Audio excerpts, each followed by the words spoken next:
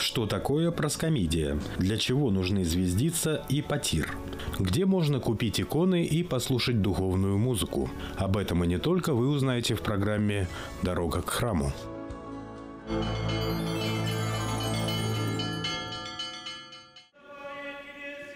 Каждый, кто регулярно посещает богослужение в храме, знает, что божественную литургию предваряет проскомидия. Что же происходит во время проскомидии?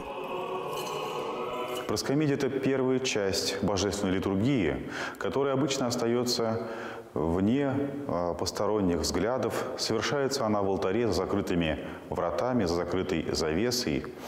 Но эта часть литургии очень важна. Слово «проскомидия» произошло от греческого «приготовление», что наиболее точно отражает значение этой части богослужения. Еще одно значение слова «принесение».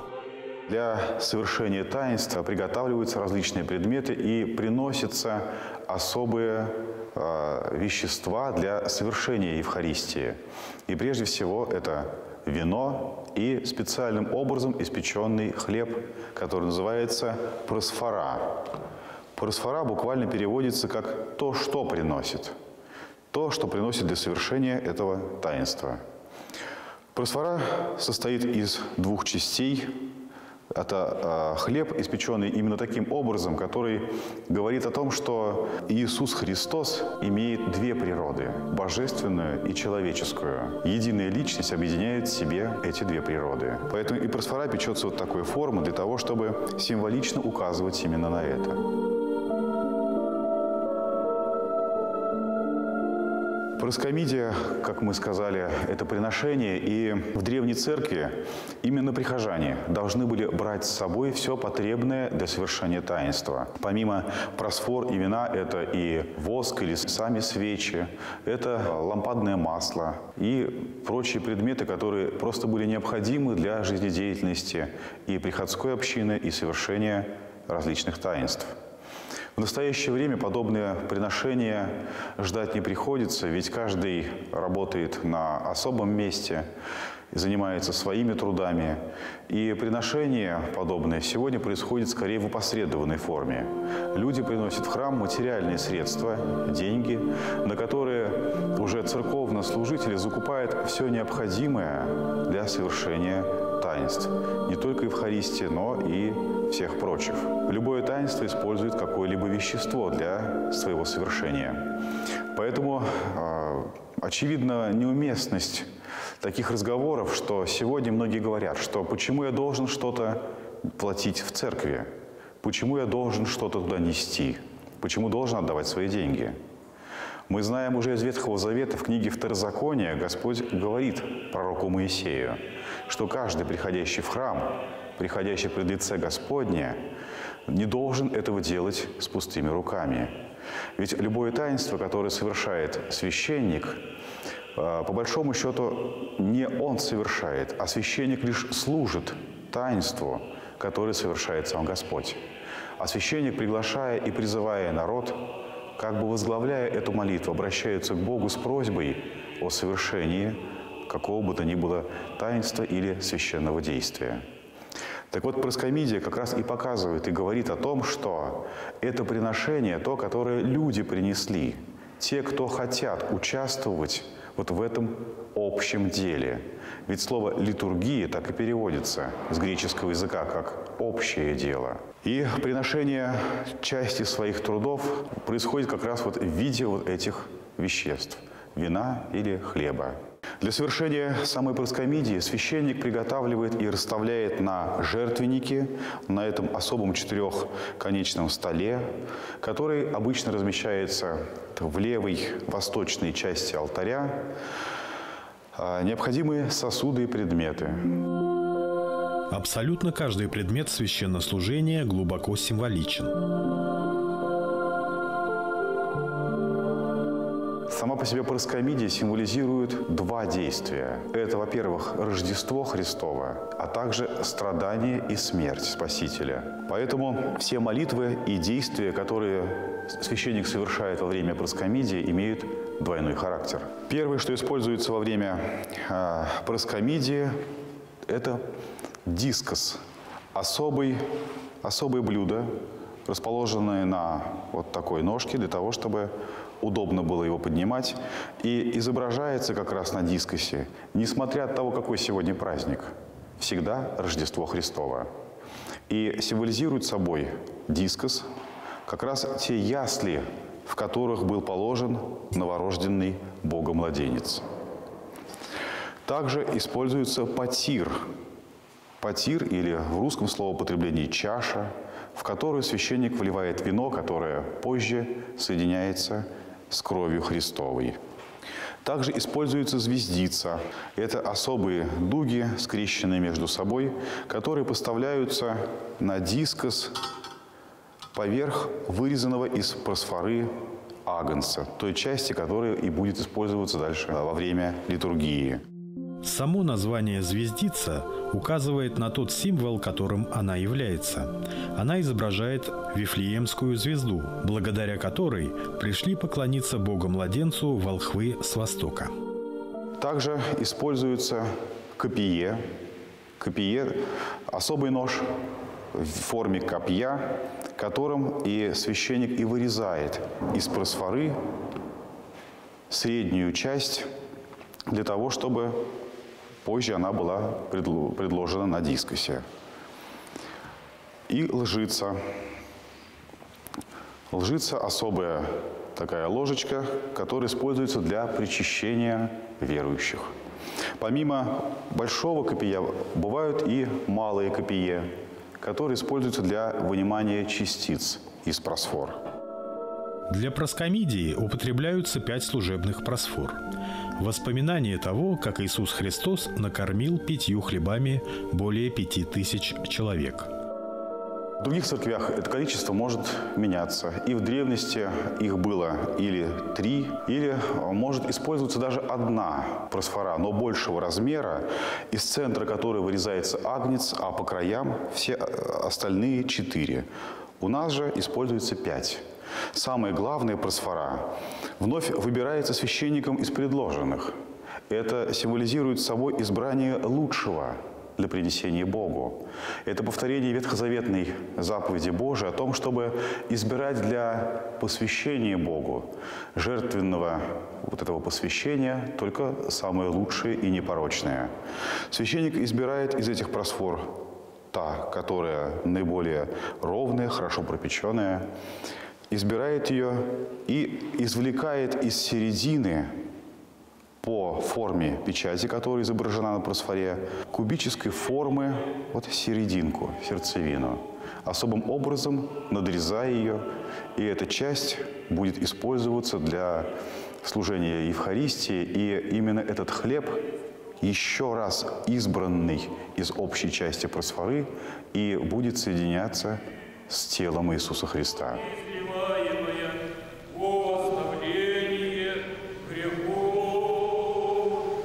Помимо просфор с изображением креста и надписанием слов «Иисус Христос Ника», то есть победитель, есть особая просфора, которая называется Богородичной. На ней изображен символ и надписание Божией Матери. Из нее выбирается особая частица в честь и память преблагословенная Владычица нашей Богородицы и Преснодевы Марии. Во время проскомидии священник берет следующую, 3-ю просфору, так называемую девятичинную, и из нее вынимает 9 частиц. Первая частица за пророка, предтечи крестителя Иоанна, вторая за пророков, за апостолов, за святителей, за мучеников, за прочие чины святых, и последняя частичка вынимается за того, чья литургия совершается сегодня.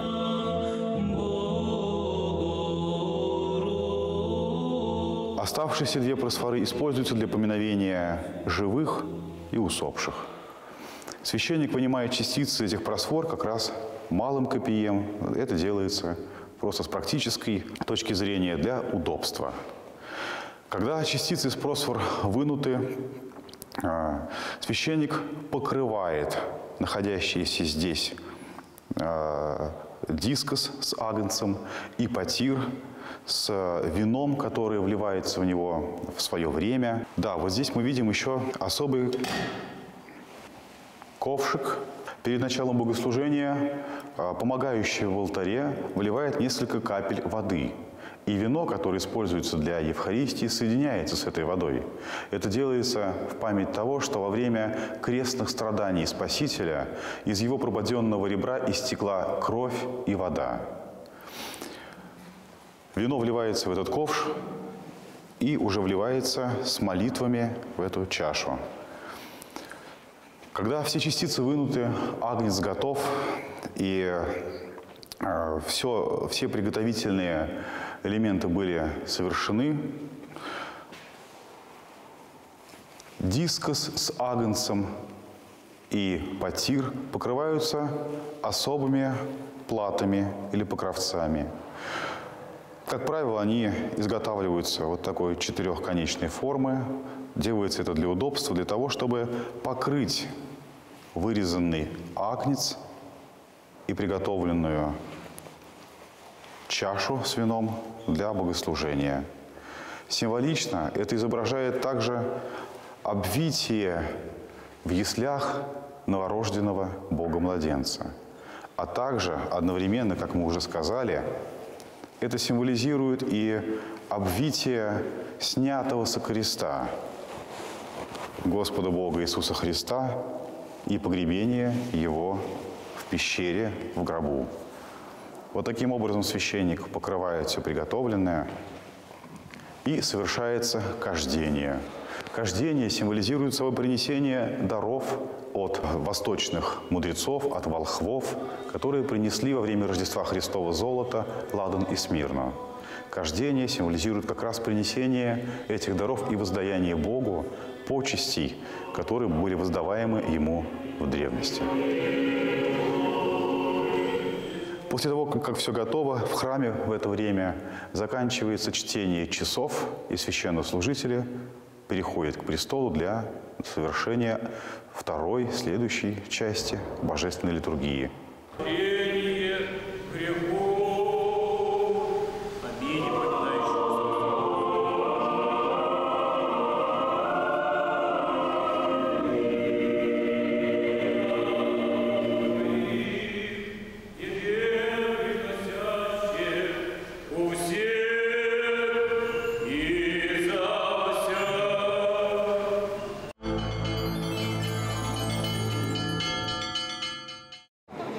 Двадцать 23 января по благословению митрополита Уфимского и Стерлитамакского Никона на ВДНХ «Экспо» по адресу город Уфа, улица Менделеева, 158, открылась православная ярмарка «Богоявленская».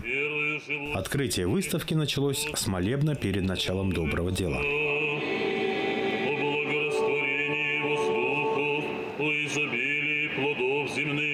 И временных мирных Господу помолимся. О плавающих, путешествующих, недугающих, страждущих, плененных и о спасении их Господу помолимся.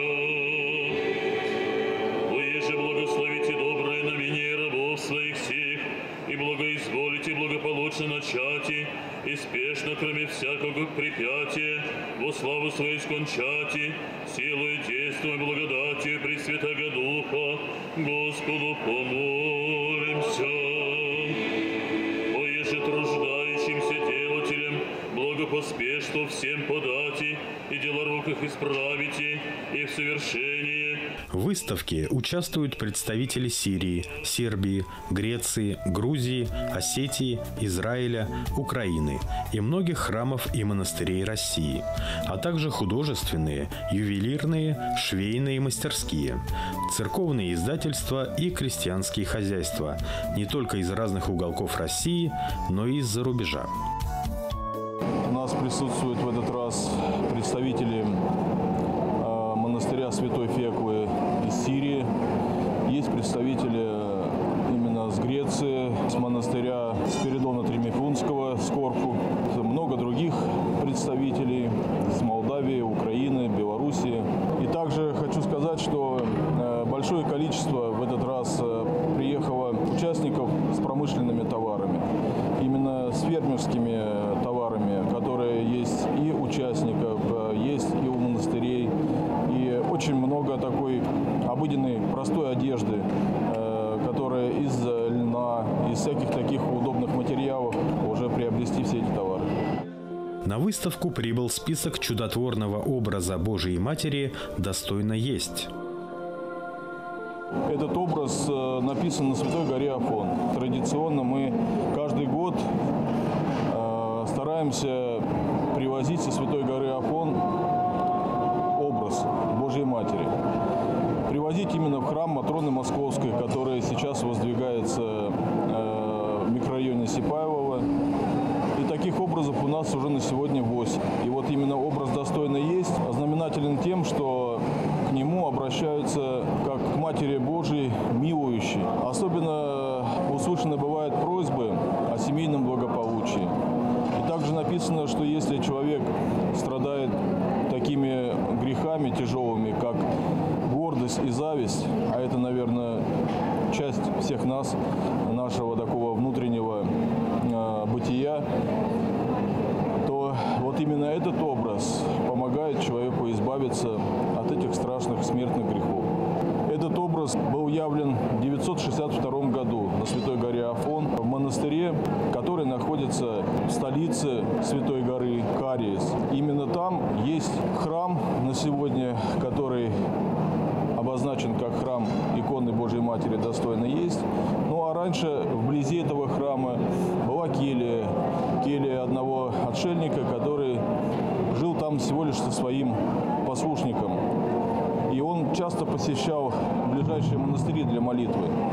И вот когда он оставил своего помощника, келейника, в келье, а сам пошел на всеночное бдение, то келейник, оставшись в келье, во время того, как он услышал звон колокольный, который оповещал, что в данное время в монастыре поют честнейшую, то есть именно вот такую молитву Божьей Матери, он коленопреклонно преклонился перед иконой, которая была в келье. Она раньше называлась «Милующая», как я уже говорил. Именно в этот момент постучались в дверь. Послушник отозвался на молитву на Святой горе Афон, и в монастырях есть такая традиция, что когда стучатся в дверь, произносят молитву. И именно вот так же и было в этот раз. Он сказал «Аминь», и некто вошел в келью. Он сказал, что его зовут Гавриил. Это был юноша небесной красоты. Именно он, преклонившись на колено вместе с этим келейником, стали молиться, и он стал воспевать такую молитву, как «Достойно есть». Келейник был поражен, что есть такие слова, которыми можно вот так вот обозначить свою любовь, свою благодарность иконе Божьей Матери. И он попросил этого гостя, чтобы тот оставил ему слова молитвы. И Гавриил перстом своим все это написал на камне в келье вот этого послушника. Вот отсюда мы уже и почитаем этот образ не как «Милующая», а как «Достойно есть». И слава Богу, что мы имеем такую возможность сегодня обратиться к Матери Божией и попросить ее о благоустроении нашей духовной жизни. На ярмарке представлен широкий ассортимент духовной литературы, церковная утварь, русские иконы и ювелирные изделия. Монастырь Святаго Духа – это город Скопин Рязанской области, заветная обитель преподобного Сергия Радонежского. Привезли иконы с рязанских православных мастерских. Иконы полностью на дереве, это списки старинных древних икон с начала I века. Срок службы холста идет 200 лет, но самое главное – это, конечно же, святынечка, которую мы привезли. Это икона изображения святых врачей и ходатаев за нас к Господу Богу. У посетителей выставки есть уникальная возможность познакомиться с предметами религиозного культа, а также узнать больше о святынях храмов и монастырей, разбросанных по всему миру. Я представитель самого высокогорного, самого древнего, самого южного монастыря Аланский Свято-Успенский мужской. Мы Северная Осетия, Северный Кавказ, единственные христиане на Северном Кавказе, одни из первых. В 2002 году у нас будет большой праздник, 1100-летие крещения Алании. Наш монастырь находится на уровне 2000 метров над уровнем моря, он находится на самой границе с Грузией. Мы вам привезли вот две необычные иконы. Первая икона, вот это Моздокская. Это самая наша почитаемая икона, утерянная икона. Нам ее еще сама царица Тамара в дар преподнесла. Древний храм, вот в этот разрушенный, он тогда назывался Рождества Богородицы. Но, к сожалению, во время Великой Отечественной войны икона у нас бесследно исчезла. Дальше, вот эта икона, которая с этой стороны, она нам благословена из Грузии. То есть вот ее оригинал, ее список современный. Это вторая икона в мире, где Божья Матерь изображена не праздная, то есть в ожидании Бога-младенца. Мы вам привезли очень много икон. Вот обратите внимание, иконы посеребрения, позолочения, с окладом.